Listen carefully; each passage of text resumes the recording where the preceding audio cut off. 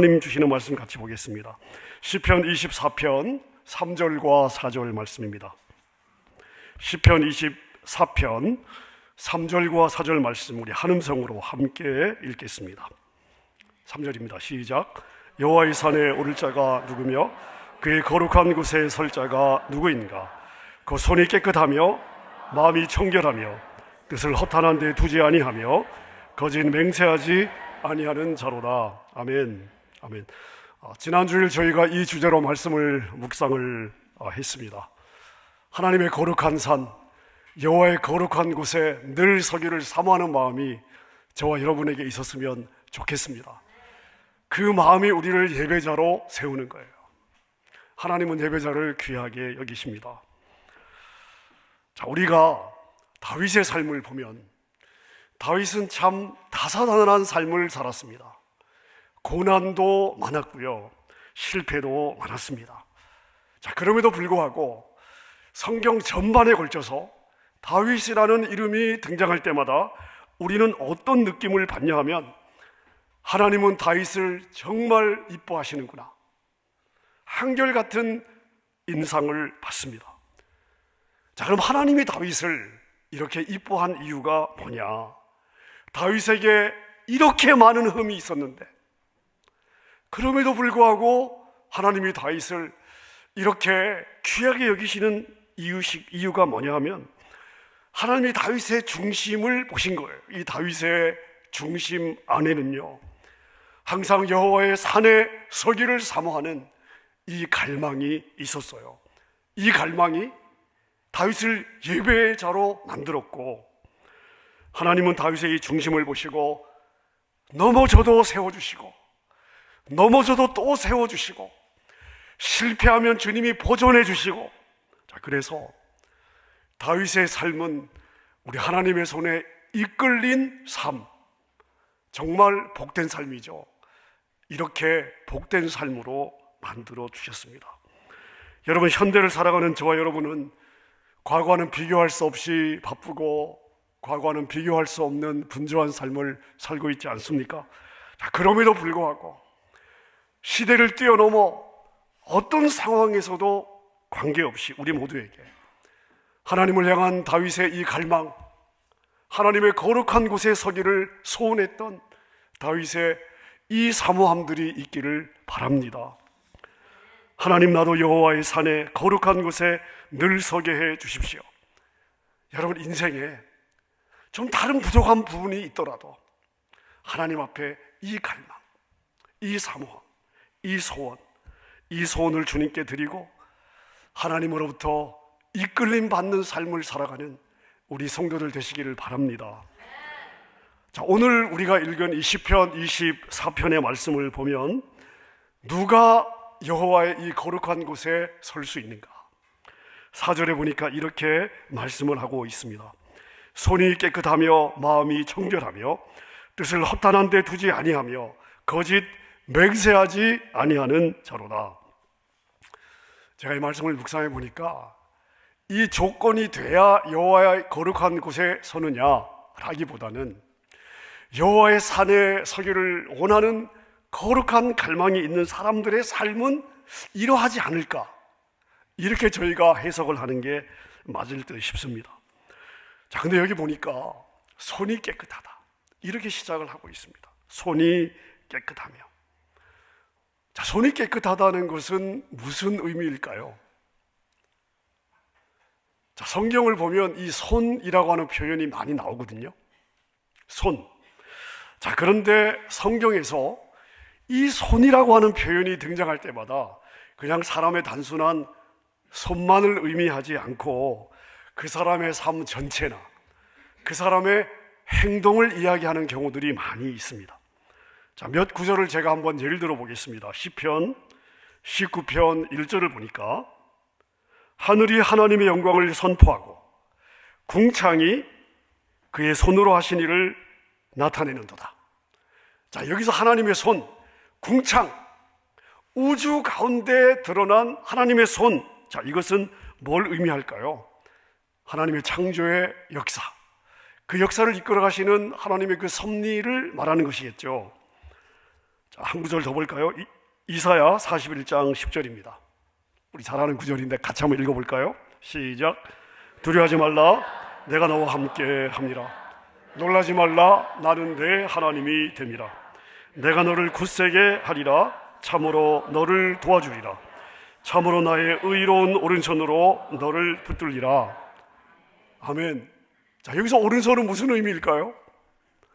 하나님의 손을 의로운 오른손으로 의로운 오른손으로 표현을 하고 있는데요. 자, 여기서 손은 무엇을 의미할까요? 수렁에 빠진 자기 백성들을 건져내시는 그 하나님의 은혜, 어려움 가운데서 풍랑을 만났을 때 깊은 바다에 빠지지 않고 그 풍랑을 헤치고 한국까지 가게 만드시는 그 하나님의 손길, 하나님 자기 백성을 도우시고 붙잡아 주시는 우리 하나님의 구원의 행동이 이 오른손으로 표현이 되고 있는 것이죠. 잠언 31장 31절에 보면 이런 말씀이 있습니다. 그 손의 열매가 그에게로 돌아갈 것이요 그 행한 일로 말미암아 성문에서 칭찬을 받으리라. 자, 이 구절에서의 손은 무엇일까요? 그 사람의 삶 전체를 말하는 것이겠죠. 그 사람의 여정 속에서 남긴 열매는 결국 자기 것이 된다는 의미이죠. 자, 이렇게 성경에서 손이라고 표현이 되면 단순한 손이 아니라 사람의 삶, 어떤 행동, 자, 이런 것을 의미하고 있습니다. 다시 말하면 손이 뭐냐? 손이 깨끗하다는 것은 무엇을 의미하냐? 깨끗한 삶, 성결한 삶을 가리킨다 할 수가 있습니다. 여러분, 사실 손은 손이 우리의 행동, 우리의 삶을 가리킨다는 것은 상식적으로도 사실 우리가 수긍이 되는 것이죠. 한번 생각해 보십시오. 흙을 만지다 온 사람의 손에는 뭐가 묻어 있을까요? 흙이 묻어 있겠죠. 자, 페인트 칠을 하다 온 사람의 손에는 뭐가 남아 있을까요? 페인트가 남아 있을 것입니다. 음식을 만들다가 온 사람의 손에서는요, 구수한 양념 냄새가 나지 않겠습니까? 자, 영적으로도 마찬가지죠. 우리가 하는 모든 행동들이 다 손에 남아 있습니다. 폭력을 행한 사람의 손에는 폭력이 남아 있을 것이고, 음란을 행한 사람의 손에는 음란이 남아 있을 것입니다. 모략과 술수로 사람의 마음을 아프게 했다면 그 손에는 피가 묻어 있지 않을까요? 다시 말씀드리면 어떤 행동은, 어떤 그 사람의 드러난 행동은 그 사람 안에 있는 내면, 그 사람의 존재와 분리되지 않습니다. 여러분, 인간은 절대로 마음 따로 행동 따로로 살아가기 어렵습니다. 그의 마음은 그의 삶에서, 그의 생각은 그의 행동에 나타나게 되는 것이죠. 자, 그래서 나는 성결한가를 어떻게 알 수 있냐 하면 나의 손을 보면, 나의 삶을 보면, 내가 어떻게 행동하는가를 보면 충분히 짐작해 볼 수가 있습니다. 어떤 사람을 보면 이렇게 이야기를 합니다. 나는 마음에 미움이 없어요. 근데 가만히 보면 다른 사람에 대해 늘 험담을 하고 다니거든요. 자, 그러니까 마음은 잠시 속일 수 있겠습니다만은 행동은 속이기가 어렵다고 봐야 될 것입니다. 자, 거룩한 곳에 서기 위해서, 여호와의 거룩한 산에 서는 사람은 어떤 사람이냐? 손이 깨끗한 사람이다, 이렇게 강조하는 이유가 뭐냐면요, 이 거룩한 행동, 이 거룩한 삶에는요 선한 영향력이 있기 때문이죠. 하나님께 인정받는데 사람에게 인정받지 못하는 사람이 있습니까? 여러분, 그게 가능하겠습니까? 그 사람은 거룩한 사람일 리가 없습니다. 손이 깨끗한 거룩한 사람은요, 하나님 앞에서도 인정받을 뿐만 아니라 이웃에게, 주변에 있는 사람에게 선한 영향력을 끼치게 되는 것이죠. 자, 우리가 마태복음 5장 6장, 7장을 보면 우리가 이 세 장을 산상순이라고 부르는데요. 예수님께서 제자들을 불러 모시고 내 제자는, 예수의 제자는 어떻게 살아야 되냐, 제자의 삶, 제자가 살아내야 될 이 삶의 도에 대해서 말씀을 하고 계시거든요. 자, 그런데 이 산상수훈이 어떻게 시작이 되냐 하면 팔복으로 시작이 되고 있습니다. 마음이 청결한 자는 복이 있나니 무엇이 저희 것이며, 무엇이? 천국이 저희 것이며, 심령이 가난한 자는, 네, 의에 줄이고 핍박받는 자는, 자, 이렇게 8가지 복을 받는 사람, 이러이러한 사람은 복 있는 사람인데 라고 말씀을 하시면서 예수님의 제자는 이러한 복을 받는 사람이어야 된다. 그럼 여러분, 예수님의 제자들이 이렇게 복을 받아야 되는 이유가 무엇입니까? 제자는 세상의 소금이고 세상의 빛이기 때문입니다. 자, 그래서 이 팔복을 보면 팔복이 끝나는 지점에서 예수님께서 바로 이어서 어떤 말씀을 하시냐면 13절을 한번 보세요. 13절, 팔복이 끝나는 지점에서 연결되고 있습니다. 자, 13절 같이 읽습니다. 시작. 너희는 세상의 소금이니 소금이 많으실 그 맛을 잃으면 무엇으로 짜게 하리요?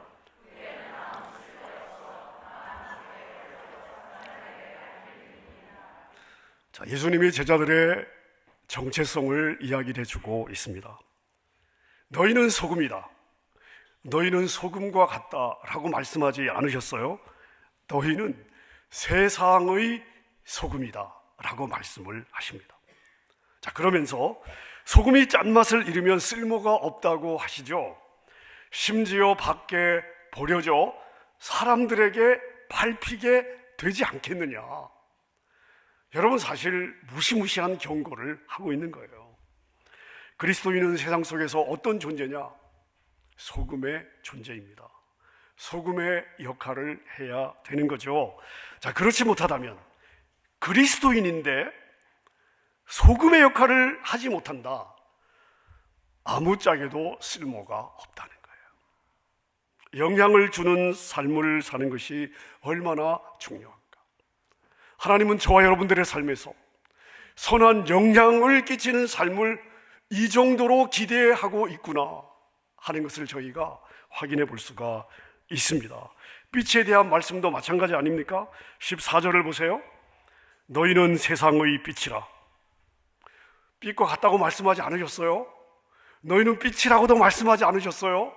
너희는 어디의 빛이에요? 세상의 빛이라. 산 위에 있는 동네가 숨겨지지 못할 것이요. 여러분, 산 위에 있는 동네가 숨겨지지 못할 것이다. 무슨 말씀이죠? 그리스도인은 빛이기 때문에 그 존재 자체가 영향을 준다 하는 것입니다. 어떤 상황에서도 그냥 그 존재 자체가 빛이에요. 존재가 빛이에요. 빛을 발할 필요가 없어요. 그리스도인은 존재가 빛이에요.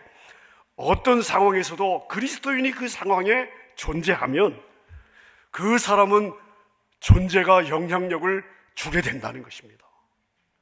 그게 저와 여러분들이라는 거예요. 어떤 분들을 보면요, 나는 성격이 내성적이니까, 나는 사람들하고 잘 어울리지 못하니까 조용하게 살아야지. 근데 여러분, 예수님 믿는 순간부터 이게 안 된다는 거예요. 그냥 있는 자리에서 존재 자체가 영향력이에요.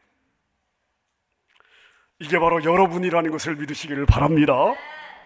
15절에 보니까 계속해서 예수님이 사람이 등불을 켜서 말 아래에 두지 아니하고 등경 위에 두나니 이러므로 집안 모든 사람에게 비친다고 말씀을 하십니다. 등불을 켜서 장롱 안에 넣어두는 사람 있으십니까?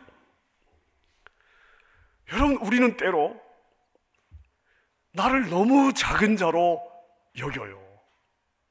이게 겸손이면 좋은데요, 이게 자기 비하가 되면 곤란한 것이죠.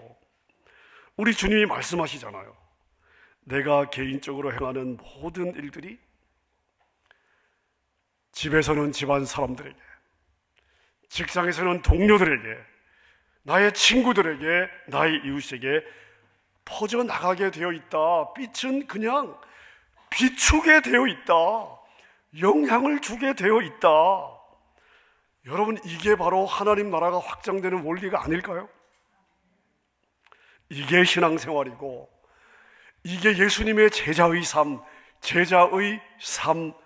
제자도의 핵심이 되는 것입니다.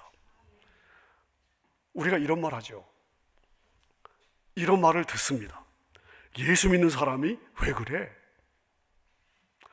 자, 여러분, 이건 칭찬일까요? 욕일까요?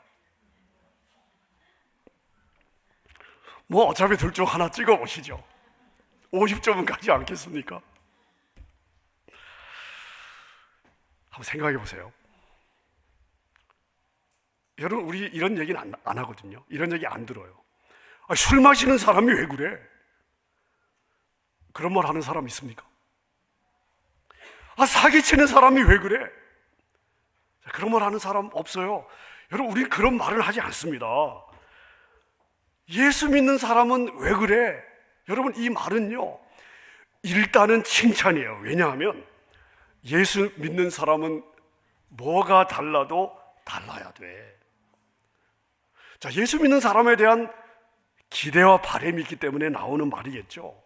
자, 그러니까 일단은 칭찬이라고 봐도 되겠습니다. 자, 근데 바로 그렇기 때문에 이 말은 욕이 맞습니다. 기대와 바람을 충족하지 못하고 있다, 그런 의미 아닐까요?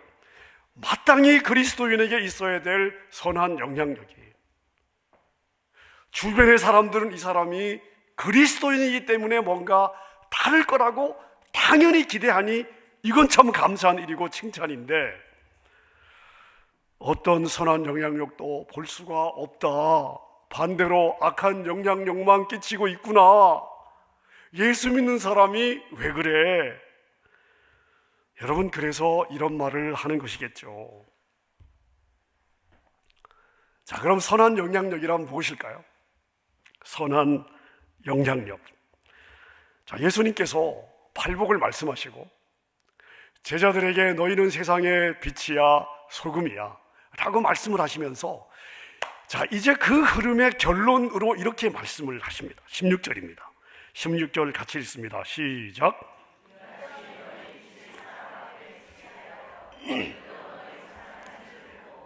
하늘에 계신 너희 아버지께 영광을 돌리게 하라. 자, 빛의 삶, 소금의 삶, 이것을 예수님은 착한 행실로 요약을 하고 있습니다. 자, 이 착한 행실을 보고 주변의 사람들이 우리의 착한 행실을 보고 하나님을 기억한다는 거예요. 하나님께 영광을 돌리게 된다는 거죠. 자, 그런 착한 행실의 삶을 살으라고 말씀을 하시는데, 여러분, 착한 행실이 뭘까요? 착한 행실이 뭘까를 제가 한번 고민해 봤는데, 여러분, 우리가 뭐 신앙적으로 성경적으로 많은 좋은 이야기를 할 수 있습니다. 자, 그런데 이 착한 행실이 뭘까를 제가 생각을 좀 하는데 갑자기 조폭 드라마가 생각이 났습니다. 희한하죠? 여러분, 우리가 영화나 드라마를 보면요, 이 조폭 두목이 나쁜 짓을 하다가 걸려가지고 감옥에 가서 몇 년을 썩었단 말이에요. 자, 근데 이제 정해진 수감 생활이 다 끝나고 이제 이 교도소에서 나오는 날이에요. 교도소에 딱 나오니까 옛날 그 부하들이 앞에 쫙 양쪽으로 그냥 도요를 딱 해가지고요 기다리고 있습니다. 저 앞에는 삐까번쩍한 차가 기다리고 있어요. 형님, 타십시오. 수고하셨습니다. 자, 그런데 이 조폭 두목이 이런 이야기를 하죠. 얘들아, 나 손 씻었어. 나 앞으로 착하게 살 거야. 자, 이런 드라마의 장면들을 저희가 보게 되는데요, 손 씻었어. 이게 착한 행실이에요. 손 씻었어. 깨끗한 생활을 말하는 거죠. 더럽고 추한 삶, 다른 사람에게 민폐를 끼치는 삶이 아니고, 다른 사람을 힘들게 하는 삶이 아니고, 이기적인 나만을 챙기는 이기적인 삶이 아니고, 선한 영향력을 끼치며 살고 싶어. 앞으로는 이런 거잖아요. 여러분, 그래서 예수님이 저와 여러분에게 너희는 세상의 소금이야, 너희는 세상의 빛이야 라고 말씀을 하시는 거예요. 여러분은 그리스도인이십니까? 여러분은 그리스도인이십니까? 자, 그러면 여러분은 세상의 소금이고 여러분은 세상의 빛이라는 것을 아멘 하시기 바랍니다. 여러분, 이거 초이스가 없는 거예요. 나는 빛으로 살기 싫어요. 안 된다니까요. 내가 하나님의 자녀가 되는 순간, 여러분, 이미 나의 정체성은 이 세상 속에 세상의 소금으로, 세상의 빛으로 이미 부르심을 받은 거예요. 자, 그럼 우리가 이런 질문을 할 수 있겠죠. 소금으로 산다는 건 어떤 걸까요? 왜 예수님은 제자들의 삶을 소금에 빗대어 말씀을 하셨을까요? 여러분, 이 소금은 썩지 않게 하는 역할을 하죠. 자, 그런데 이 마태복음 5장에 예수님께서 말씀하시고자 하시는 그 포인트들의 흐름, 그 맥락, 이 컨텍스트를 우리가 보게 되면 예수님이 저와 여러분을 소금으로 이야기하신 것은 썩지 않게 하는 역할보다는 맛을 내는 역할에 초점을 더 둔 것으로 보입니다. 소금으로 산다는 것은 뭐냐면요, 맛을 내는 거예요. 그 사람이 거기에 들어가면 살맛이 나게 하는 거예요. 맛이 나게 하는 거예요. 사람을 세워주는 거예요. 자, 그 삶을 저희가 그냥 심플하게 이야기한다면 소금의 삶은 어떤 삶이냐 하면 가치 있고 의미 있는 삶을 사는 거예요. 여러분, 생각해 보세요. 어떤 사람이 열심히 살았어요. 자, 그런데 그 삶에 어떤 가치나 의미를 찾기는 어려워요. 근데 여러분, 대부분의 사람들이 이렇게 살고 있지 않습니까? 열심히 살잖아요. 지난 한 주간 동안도 열심히 살지 않으셨어요? 근데 그 여러분의 삶에 생각해 보세요. 여러분이 스스로 한번 평가를 해보시라고요. 어떤 가치가 있었죠? 어떤 의미가 있었냐고요. 만약 열심히는 살았으나 거기에 특별한 가치와 의미를 찾기 어려운 삶이라면, 여러분, 우리가 한 번 살다 가는데 좀 허무하지 않을까요? 엄청난 부를 이루었는데 그 부가 자신에게만 의미가 있습니다. 다른 사람에게도 공동체에도 이웃에게 어떤 유익이 되지 않는다면 아무리 많은 부를 가지고 있다 할지라도 그 삶은 실제적으로는 가난한 삶이요, 초라한 삶이라고 말해도 되지 않을까 싶은 거죠. 여러분, 그럼 빛으로 산다는 것은요, 빛으로 산다는 것은 무엇일까요? 제가 어둠을 한번 생각해 봤습니다. 빛의 삶이 무엇일까? 자, 이 빛의 삶을 이해하기 위해서 반대 개념인 어둠의 삶을 우리가 한번 생각해 본다면, 자, 어둠은 뭔가 좀 이렇게 감춰지는 겁니다. 그죠? 감춰지는 거예요.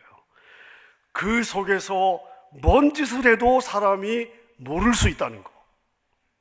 자, 여러분, 이게 어둠이죠. 거짓말하고 험담하고 모함하고 이런 것들을 앞에서 하지는 않죠. 이런 것들은 다 뒤에서 하는 것들입니다.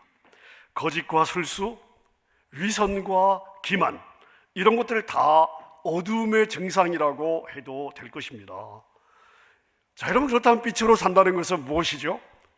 정직하고 진솔하고 투명한 삶이 아닐까요? 소금의 성격이 가치 있고 의미 있는 삶이라면 빛의 성격은 정직하고 투명하고 솔직한 것, 비록 손해를 본다 할지라도 맞는 건 맞고 아닌 것은 아닌 것이죠. 말씀을 정리해 보겠습니다. 여러분, 여호와의 거룩한 곳은 하나님의 음성을 듣고 하나님의 영광을 맛보는 곳입니다. 하늘의 권세와 평강을 누리고 이 땅에서 하나님의 자녀로 넉넉히 살 수 있는 지혜와 능력을 얻는 곳이죠. 내가 세상에 속한 자가 아니라 나는 하늘 아버지께 속했다는 것을 확인받는 자리이기도 합니다. 여호와의 이 거룩한 곳은요, 내가 진짜 누구인지 나의 정체성을 날마다 확인받는 그러한 복된 자리이죠. 자, 그럼 누가 이 여호와의 산에 설 수 있습니까? 누가 이 거룩한 예배자로 하나님의 보좌 앞에 설 수 있습니까? 예수 그리스도의 보혈로 죄사함 받은 그리스도인들은 어떻게 살아야 되는가? 깨끗한 손, 거룩한 삶과 행동입니다. 빛으로 소금으로 사는 거예요. 여러분, 이것이 저와 여러분들의 정체성입니다. 따라서 생존이 우리의 목표가 되면 안 되겠죠. 여러분, 너무 가련한 인생이라고 할 수 있습니다. 여러분, 생존이 우리의 목표가 아니에요. 우리는 서 있는 곳에서 크든 작든 선한 영향력을 끼치며 살아야 되는 것이죠. 우리 교회는 지난 19년 동안, 올해 이제 19년째인데요, 매년 성탄 시즌에 재소자 자녀들을 위해서 엔젤 추리 프로젝트를 진행해 왔습니다. 50명으로 시작해서 때로는 100명, 우리 성도님들이 많이 헌신해 주시면 150명, 20명, 200명까지 저희가 재소자 자녀들을 섬기곤 했습니다. 여러분, 생각해 보세요. 부모가 지금 교도소에 있는데요, 누군지 아세요? 부모를 본 적이 있으세요? 여러분하고 관계가 있으세요? 아무런 관계가 없잖아요. 나랑 전혀 상관없는 사람의 자녀입니다. 범죄자의 자녀예요. 여러분, 내가 관심을 가지지 않아도 누구도 나를 탓할 사람이 없습니다. 자, 근데 여러분, 관심 받을 아무런 자격이 없는 우리가 아니었습니까? 그런 우리를 주님은 관심을 가져주셨어요. 우리를 사랑해 주셨습니다. 생명을 주시면서 어둠에서 빛의 자녀로 구원해 주셨습니다. 2025년 연말을 향해 달려가고 있는데, 여러분, 우리의 주변을 한번 돌아보십시다. 따뜻한 눈길과 작은 나눔만으로도 정말 절망 속에 샘을 얻을 많은 사람들이 우리 주변에 있습니다. 절망 가운데서도 샘을 얻을, 내가 혼자가 아니구나, 누군가가 나를 생각하고 있구나, 그러면서 힘을 얻고 일어설 많은 이웃들이 우리 주변에 있습니다. 추수의 계절입니다. 내가 원했던 만큼의 추수하지 못한 것만 생각하지 마시고, 이 어려운 때에 하나님이 나에게 주신 작은 것만으로도 이웃과 공동체의 누군가를 살리고 격려하고 세워줄 수 있습니다. 여러분, 그런 삶을 우리가 살아간다면 우리 주님이 얼마나 기뻐하실까요? 이게 참된 예배자의 삶이라고 믿습니다. 여러분, 이번 한 주간 여러분의 삶의 영역에서 하나님이 여러분을 심으신 가정이 있습니다. 일터가 있습니다. 이웃들이 있습니다. 친구들이 있습니다. 여러분들의 교우 관계가 있을 것입니다. 그 관계 속에서, 하나님이 여러분을 심으신 그 관계 속에서, 그 삶의 영역에서 나는 세상의 빛이다, 나는 세상의 소금이다. 여러분, 이러한 빛과 소금의 정체성, 이러한 삶을 살아내는 여러분 되시기를 우리 주님의 이름으로 축원합니다. 말씀 생각하면서 함께 우리 찬양했으면 좋겠습니다. 아무도 예배하지 않는 그곳, 아무도 찬양하지 않는 그곳, 아무도 헌신하지 않는 그곳, 여러분, 그곳에서 내가 하나님의 자녀라는 것을 드러낼 사명을 우리는 받은 거예요. 하나님, 이 한 주간 내가 밟는 모든 땅에서 내가 주님 앞에 예배자로 살겠습니다. 빛과 소금으로 살겠습니다. 그런 마음의 결단을 하며 이 찬양 우리 주님 앞에 믿음으로 드리겠습니다. 아무도 예배하지 않는 그곳에서 주를 예배하리라. 아무도 찬양하지 않은 그곳에서 나 주를 찬양하리라.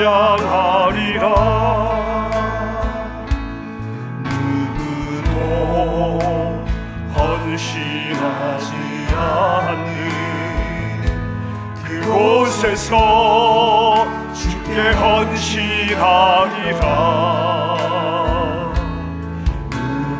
누구도 증거하지 않는 그곳에서 나 주를 증거하리라. 다시 한번 고백하십시다. 아무도